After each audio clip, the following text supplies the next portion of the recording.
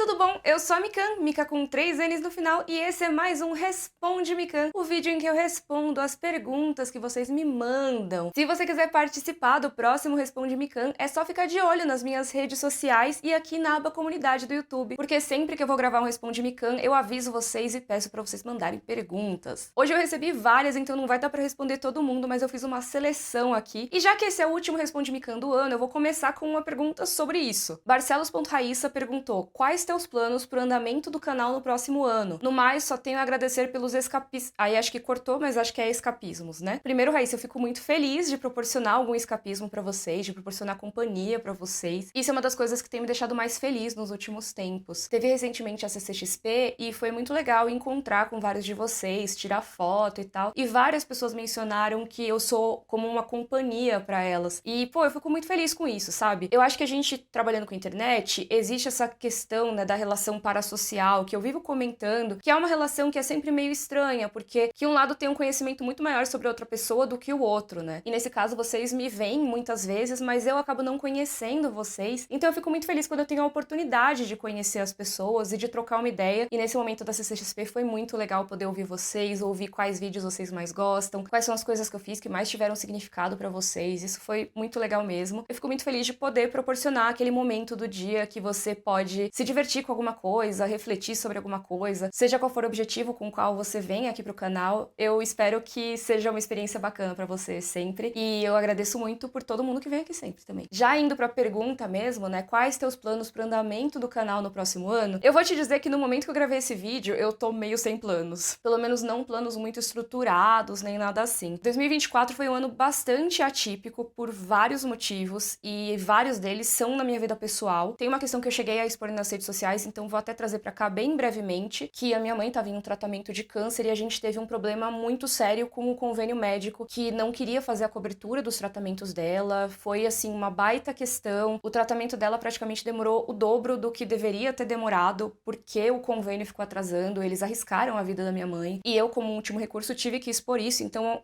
normalmente eu não exponho esse tipo de coisa, mas acabou que por causa dessa situação, eu tive que expor, e eu recebo muitas mensagens de carinho das pessoas, muita gente pergunta como a minha mãe tá. Então vou até aproveitar e dar uma atualização que a minha mãe tá bem, felizmente. Ai, nossa, fico até tremo quase de falar sobre isso, né? Mas a minha mãe tá bem, eu tô muito feliz com isso, tô muito feliz de poder dar essa notícia. A gente ainda tá fazendo os últimos exames, ela tá fazendo acompanhamento médico, porque sempre tem que fazer esse acompanhamento periódico, mesmo depois que você terminou o ciclo de tratamento, né? Mas tirando isso, ela tá super bem, os resultados são super positivos, e ela tá com energia, tá super contente, e eu tô muito contente também de ver ela bem, né? Então fica aí uma atualização pra todo mundo já em relação a isso, porque bastante gente me pergunta nas mensagens e tudo, mas eu ainda não tinha falado tanto em público, porque tem isso de ter que ficar fazendo os exames sempre, então eu não queria anunciar nada oficialmente ainda. Mas por enquanto tá tudo bem, a gente continua na briga judicial ali com o convênio, e eu não sei se vai terminar tão cedo, mas o que importa é que a gente conseguiu o tratamento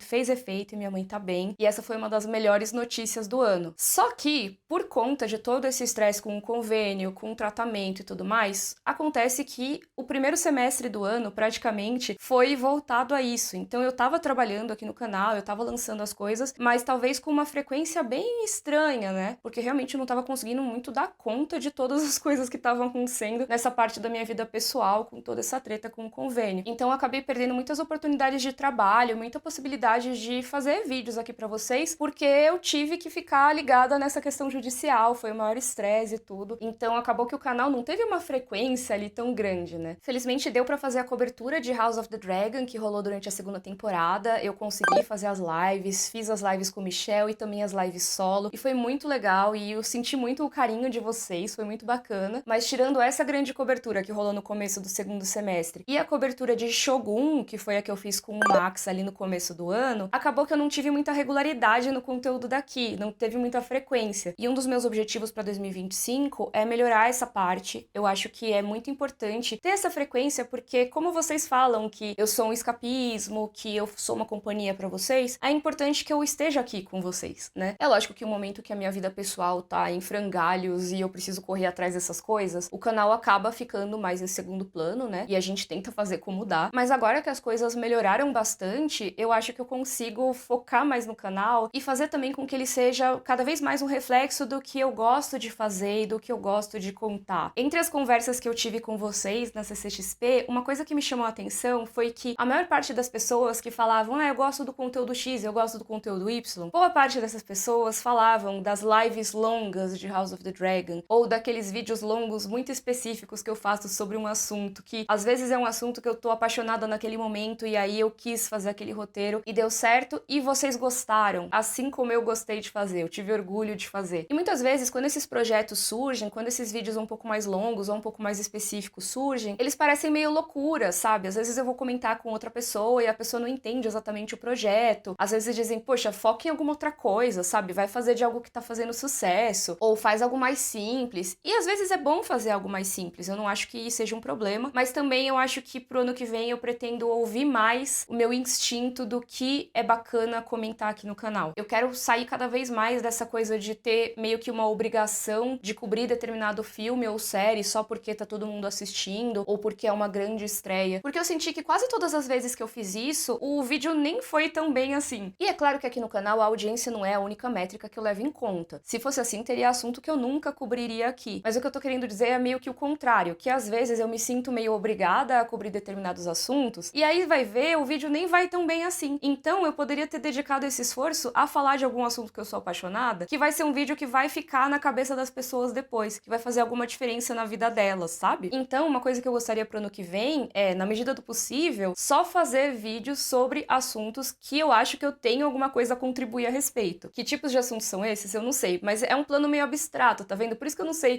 quais os planos específicos pra 2025, porque eu ainda não parei e fiz esses planos ainda. Eu só tenho vontades específicas em relação a 2025, né? Mas isso que eu tô falando não quer dizer que eu nunca vá falar de nenhum assunto que tá bombando, porque assim, tem várias estreias no ano que vem que eu tenho bastante interesse em fazer cobertura. Eu não sei se eu vou dar conta de fazer cobertura semanal de tudo, mas pelo menos um videozinho sobre algumas dessas coisas eu quero fazer. Uma tristeza de 2024, inclusive, é que eu não consegui fazer cobertura de Anéis de Poder segunda temporada, e eu queria muito fazer vídeo sobre essa temporada, e eu não consegui. Quem sabe um dia. Mas, por exemplo, em 2025 tem outra temporada de Ruptura, tem outra temporada de Endor, tem o Cavaleiro dos Sete Reinos, que é a nova série no universo de Game of Thrones e House of the Dragon, tem a nova temporada de The Last of Us. Então, assim, eu tô querendo cobrir essas estreias e talvez algumas outras. Vamos ver o que vem por aí. Eu sei que eu não dei respostas muito específicas, mas é que realmente eu ainda tô construindo como vai ser meu ano. Eu finalmente consegui parar e pensar agora, né? Dia 42 de dezembro, eu consegui parar e pensar. E me ajuda muito a desenvolver esses planos também, se vocês deixarem aqui nos comentários quais são as coberturas que vocês estão mais animados pra fazer, porque uma das coisas que me faz ter vontade de falar de um assunto também é se vocês vão querer conversar comigo sobre ele. Por exemplo, o vídeo de Arcane eu achei muito legal, porque muita gente respondeu, muita gente deu sua opinião sobre a temporada também, e ficou uma discussão muito rica nos comentários. É isso que eu gosto também. Então me contem o que vocês gostariam de ver aqui no canal, porque eu vou levar isso em conta também. Balbino Lucas perguntou algo parecido, inclusive, ó. Tem alguma série de 2025 que você já planeja fazer conteúdos semanais, como em House of the Dragon? É uma pergunta um pouco mais específica em relação às coberturas semanais, e assim, como eu falei na pergunta anterior, tem várias séries que eu gostaria de cobrir. Cobertura semanal, aí já é um pouquinho mais específico. Eu ainda não sei, ainda não vou prometer nada, mas assim, eu gostaria muito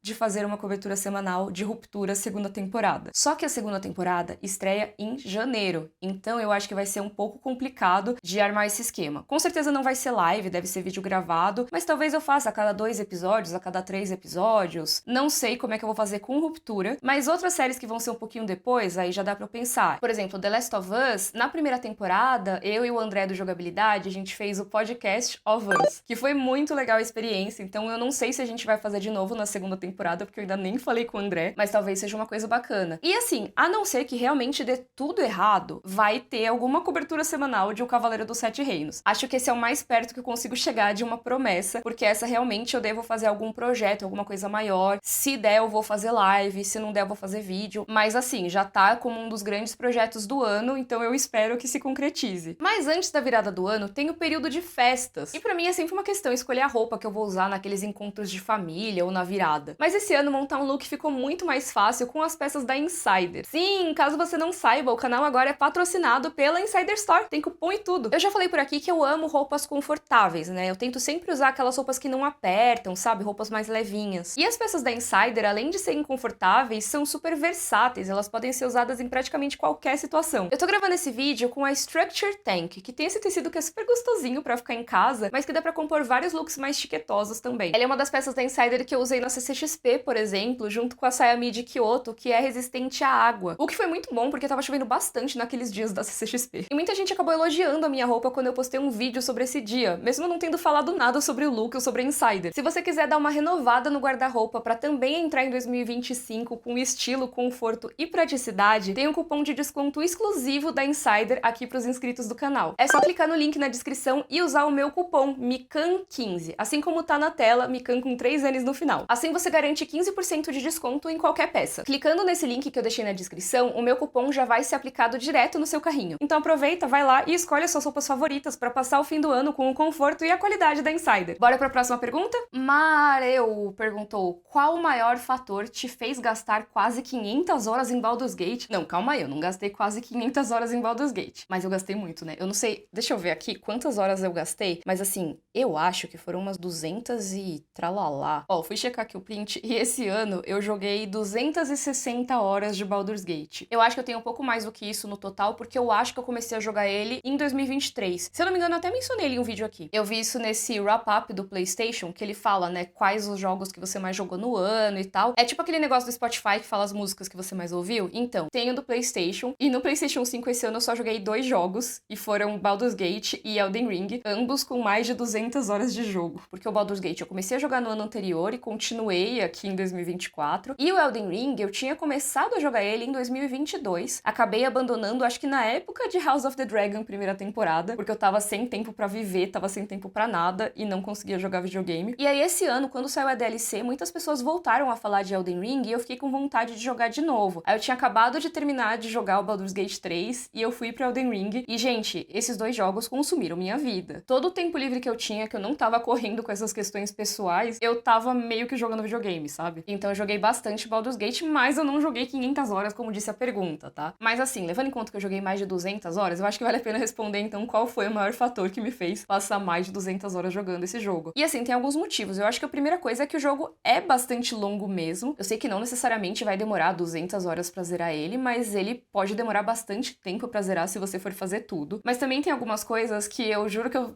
tenho vergonha de confessar isso, mas às vezes, se eu decepciono muito um personagem que eu gosto, eu desligo e volto. É que assim, o Baldur's Gate 3, pra quem não sabe, é um jogo de RPG, que você cria o seu personagem, você escolhe como ele vai evoluir, quais habilidades e equipamentos ele vai usar, mas também você consegue escolher como ele vai interagir com o mundo e os personagens ao redor dele. E os personagens de Baldur's Gate 3 são extremamente carismáticos. Eles são personagens muito interessantes e muito reais, muito palpáveis de certa forma. Então eu realmente gostava de interagir com eles e me afeiçoei muito a eles. Só que tem uma parte de mim que gosta muito de saber o que vai acontecer. E aí, às vezes, tem algumas respostas que você pode dar para os personagens que não são respostas legais. Ou, às vezes, você pode fazer escolhas no jogo que determinado personagem não vai gostar. E tem alguns personagens no jogo que eu não quero decepcionar de jeito nenhum, como a Karlach. Então, toda vez que a Karlach desaprovava alguma coisa que eu fiz, eu tinha que voltar atrás. E, às vezes, o que você tem que voltar atrás é umas 2 horas de jogo. Então você acaba perdendo todo aquele progresso, mas o PlayStation registrou que você jogou todo aquele tempo. Eu acredito que tem um fator importante disso, mas também, assim, vou dizer pra vocês que eu sou uma pessoa meio distraída, tá? Então, às vezes, no meio de uma batalha por turnos, eu simplesmente pegava o celular. E aí, sei lá, minha gata passa correndo na sala e eu acho que ela derrubou alguma coisa. Eu levanto, vou lá ver. Aí, quando eu volto, o jogo continua lá. Mas, às vezes, eu não volto, porque eu me distraio com alguma coisa pela casa. Então, quando eu vejo, já se passaram uns 20 minutos, sei lá. Eu acredito que tem uma soma desses fatores, mas também tem o fato de que eu explorei muito o jogo. Eu fui em praticamente cada cantinho do jogo, explorando, enfrentando os inimigos, conhecendo personagens, vendo as possibilidades. Tem algumas coisas que eu não fiz. Por exemplo, depois que eu fiz o finalzão do jogo, eu quis recomeçar como um personagem específico que se chama Dark Urge, ou Impulso Sombrio, se eu não me engano. E esse personagem, como o nome diz, ele tem certos impulsos ali meio violentos, eventos e tudo mais. É meio como se fosse um personagem que, se você joga por ele, é mais fácil você seguir um caminho do mal. Dá pra você não seguir esse caminho, mas é um pouco mais desafiador. E aí eu pensei, não, eu vou fazer a Dark Urge e eu vou fazer uma playthrough do mal, ou seja, eu vou jogar esse jogo até o fim como um personagem do mal, tomando atitudes horríveis e matando muita gente, não sei o quê. E eu não consegui.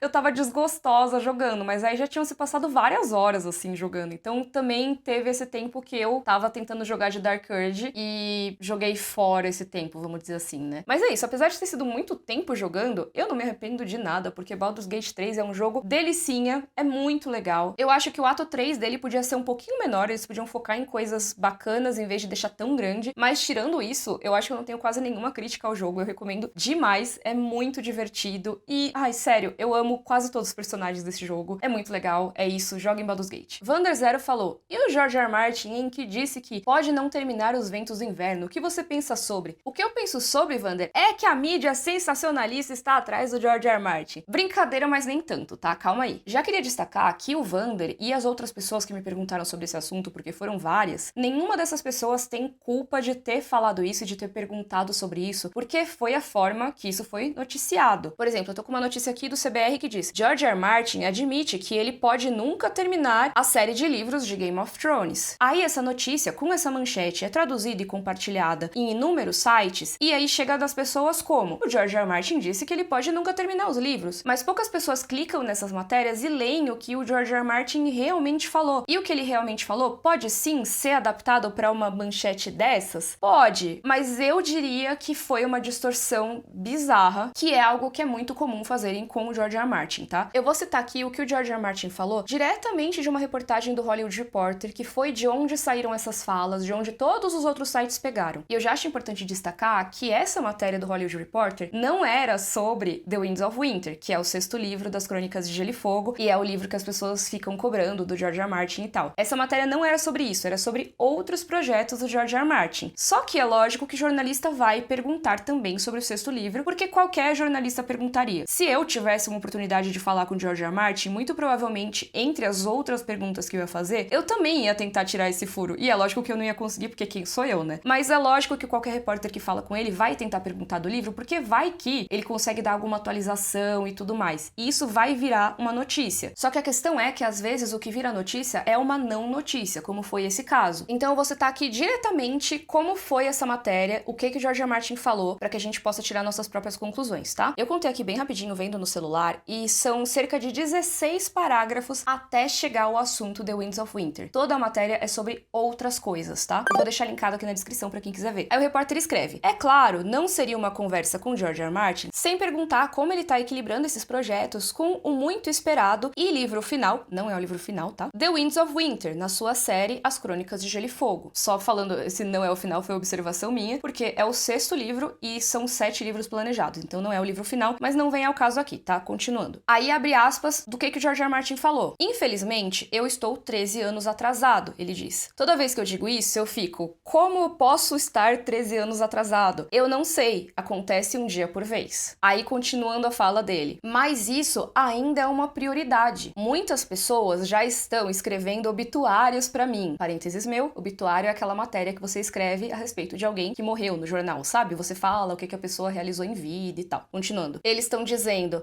ele nunca vai terminar. Talvez eles estejam certos. Eu não sei. Eu tô vivo agora. E eu pareço muito vital. Não sei se a tradução aqui específica é vital, mas ele fala viral mesmo. Ele acrescenta que ele nunca poderia se aposentar, porque ele não é um jogador de golfe. Ou seja, gente, vocês viram o que ele disse aqui? Ele tá falando que as pessoas estão meio que apostando na morte dele, que já estão escrevendo até o obituário porque acham que ele vai morrer antes de terminar os livros. E o que ele tá falando é: talvez essas pessoas estejam certas, eu não sei, mas eu tô vivo, não tô? E ele fala que o livro ainda é uma prioridade. E assim, ele tá falando isso que é uma coisa certa, né? Ninguém sabe quando vai morrer. O George R. R. Martin pode viver 110 anos, mas ele pode morrer amanhã. Espero que não, né?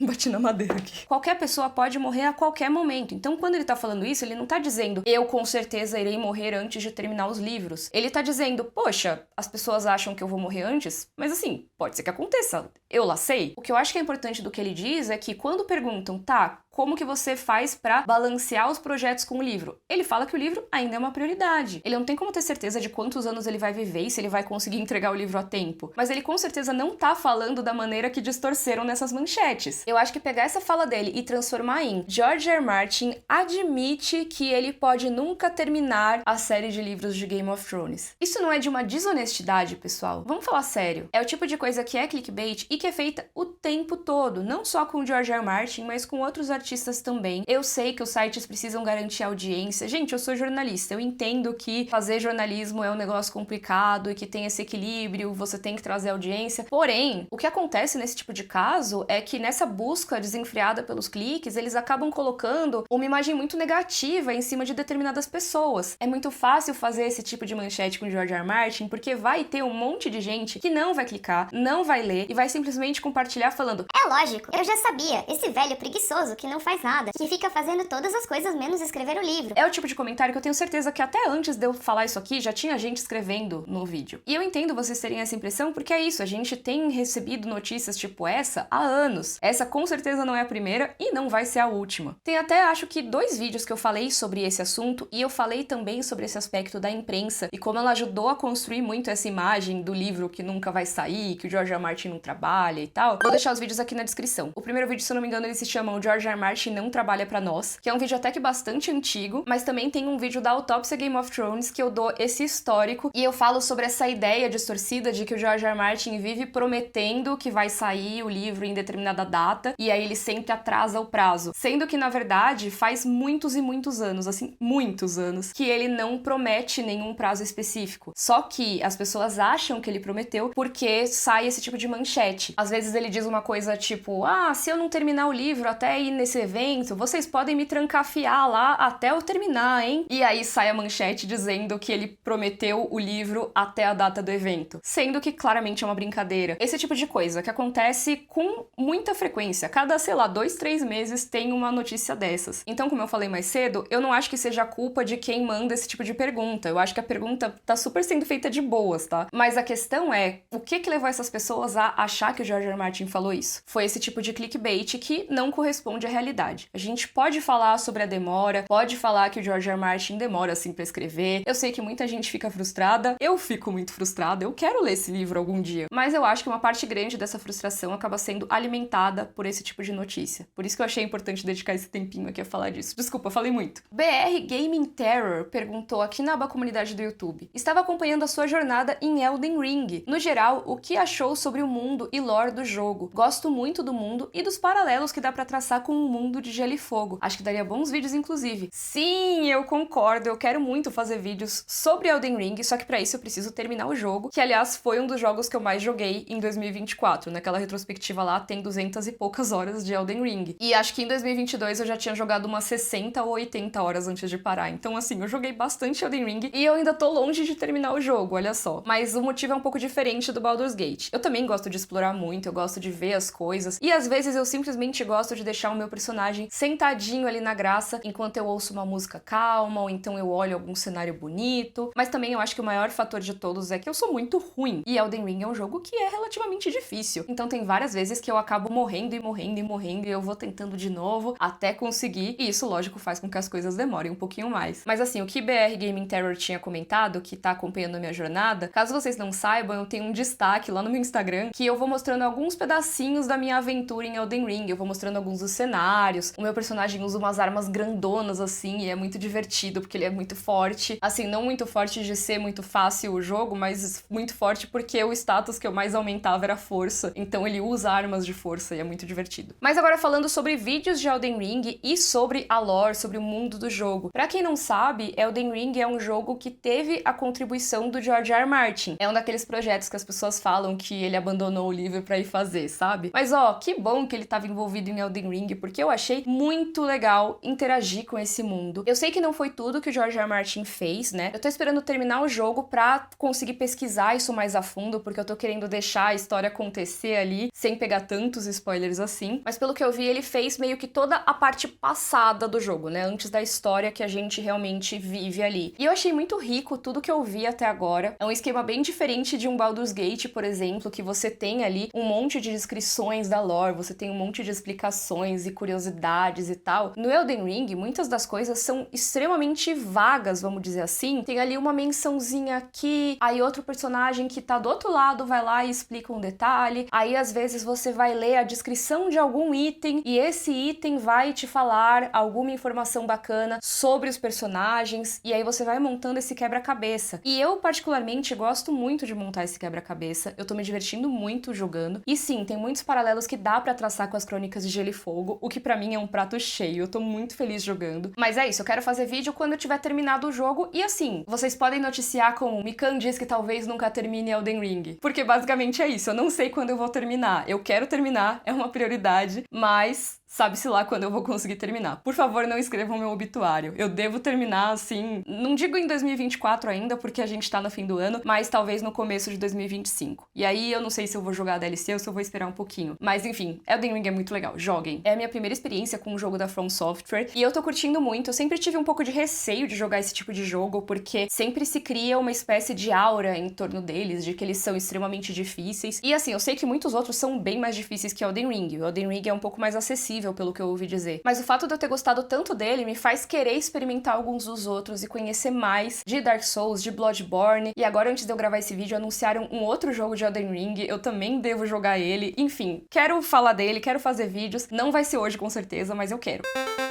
Mikan do futuro aparecendo a essa altura do vídeo, por qual motivo, né? Não teve nenhuma atualização específica das perguntas, pessoal, mas eu vim dar aquela palavra secreta pra vocês comentarem no final, porque minha câmera decidiu do nada que ela não ia registrar o encerramento do vídeo quando eu gravei da primeira vez, então eu vim aqui só pra regravar esse trechinho. Mas antes de dar esse código secreto, eu queria agradecer muito a todos vocês pela companhia durante 2024, foi muito bom ter vocês aqui comigo, e eu espero que a gente esteja junto também no ano que vem. Eu quero muito que vocês me contem o que vocês esperam do canal daqui pra frente. Eu falei bastante sobre isso nesse vídeo e eu espero poder construir com vocês também os próximos caminhos. Então, bom fim de ano, e se você ficou até aqui, comenta aí o código secreto Escritório da Mikan, porque só vocês que ficaram até o fim viram esse cenário aqui agora. Um beijo e até a próxima. Tchau, tchau!